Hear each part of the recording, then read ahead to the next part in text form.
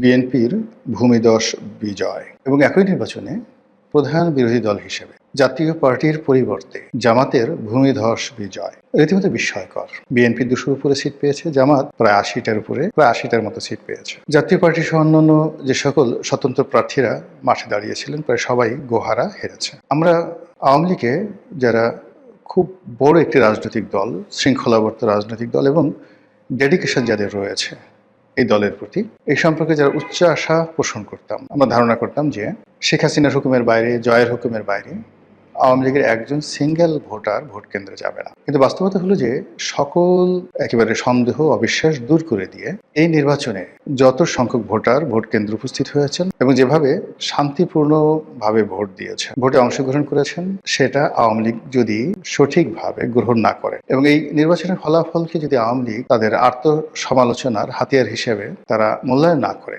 তাহলে বহু বছর তাদেরকে উদ্ভ্রান্তের মতো ঘুরে বেড়াতে হয়। প্রকৃতির যে একটা বিচার, সেই বিচারের কারণ আওয়ামী লীগের যে পতন হলো, সেই পতনের জন্য যতটা না জনগণ দায়ী, যতটা না দেশের মানুষ রাজপথে নেমে এসেছিল, কিংবা যতটা না আওয়ামী লীগ করেছে জনগণের বিরুদ্ধে, তার চেয়ে সবচেয়ে বড় বিষয় হলো প্রকৃতি এমন সব ঘটনা ঘটিয়ে দিয়েছে যে ঘটনার ফলে 15 বছরের একটি শক্তিশালী শাসনের পতন হয়েছে। এবং এই ভোটের একদিন আগ পর্যন্ত আওয়ামী লীগের যারা লোকজন তারা শতভাগ নিশ্চিত ছিল ভোট হবে না। দ্বিতীয় ছিল যে ভোট যদি হয়, তারা যারা আওয়ামী লীগ করেন তারা কখনোই ভোট কেন্দ্রে যাবেন না। এবং আমি নিজেও ব্যক্তিগতভাবে মনে করতাম যে আওয়ামী লীগের এই যে আত্মবিশ্বাস, সেটা হয়তো সঠিক এবং আওয়ামী লীগের ভোটাররা যদি ভোট কেন্দ্রে না যায়, ভোট কোনো অবস্থাতে উৎসবমুখর হবে না, অংশগ্রহণমূলক হবে না এবং 20-25% ভোট হবে কিনা সন্দেহ, এরকম একটা ধারণা আমারও ছিল। কিন্তু বাস্তবতা হলো যে নির্বাচনের দিন এই হাতে গোনা কিছু ভোট কেন্দ্র ছাড়া প্রায় সব ক্ষেত্রেই ভোটাররা হুমড়ি খেয়ে পড়েছেন। এখানে কোনো ইলেকশন ইঞ্জিনিয়ারিং ছিল কিনা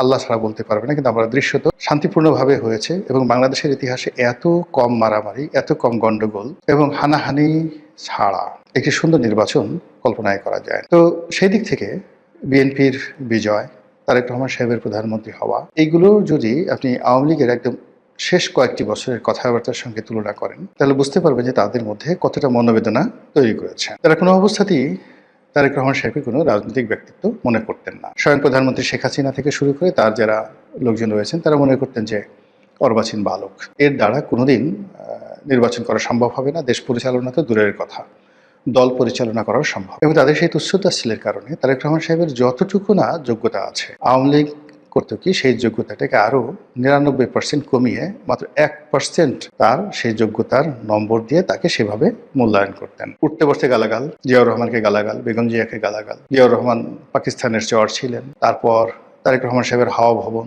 দুর্নীতি, অনিয়ম, যথেচ্ছার, যা নিয়ে আওয়ামী লীগের লোকজন যেভাবে কথাবার্তা বলেছেন, আপনি ওই সময় সংসদের যে কার্যপ্রণালী বিধি রয়েছেন সেগুলো শুনলেই বুঝতে পারবেন যে ওই সময়টিতে আওয়ামী লীগের নেতৃবৃন্দ, শেখ সেলিম থেকে শুরু করে অন্যান্য সিনিয়র নেতৃবৃন্দ, এমনকি তোফায়েল আহমেদ, আমির হোসেন আমু, মতিয়া চৌধুরী এবং স্বয়ং প্রধানমন্ত্রী শেখ হাসিনা বেগম জিয়া সম্পর্কে, জিয়াউর রহমান সম্পর্কে, তারেক জিয়া সম্পর্কে কী সব কথাবার্তা বলেছেন। বাস্তবতা হলো যে এই প্রকৃতি এরকম একটা, যাকে বলা হয় অধিক্ষেত্র, এখানে সব কর্মেরই সমান প্রতিক্রিয়া রয়েছে। 2001 সন থেকে 2006 সন পর্যন্ত বিএনপি আওয়ামী লীগের সঙ্গে যে কাজগুলো করেছে, প্রকৃতি তাদেরকে ফিরিয়ে দিয়েছে। আবার 2009 থেকে 2025 পর্যন্ত আওয়ামী লীগ যে কাজগুলো করেছে বিএনপির প্রতি, সেই কাজের প্রতিদানও প্রকৃতি প্রথমত বিএনপিকে দিয়েছে, দ্বিতীয়ত আওয়ামী লীগকে দিয়েছে। আওয়ামী লীগ এখন কী করবে? তারা যতবার শুনবে যে প্রধানমন্ত্রী তারেক রহমান জাতির উদ্দেশ্যে ভাষণ দেবেন, প্রধানমন্ত্রী তারেক রহমান ভারত ভ্রমণে যাবেন, আর বিমানবন্দরে তাকে অভ্যর্থনা জানানোর জন্য স্বয়ং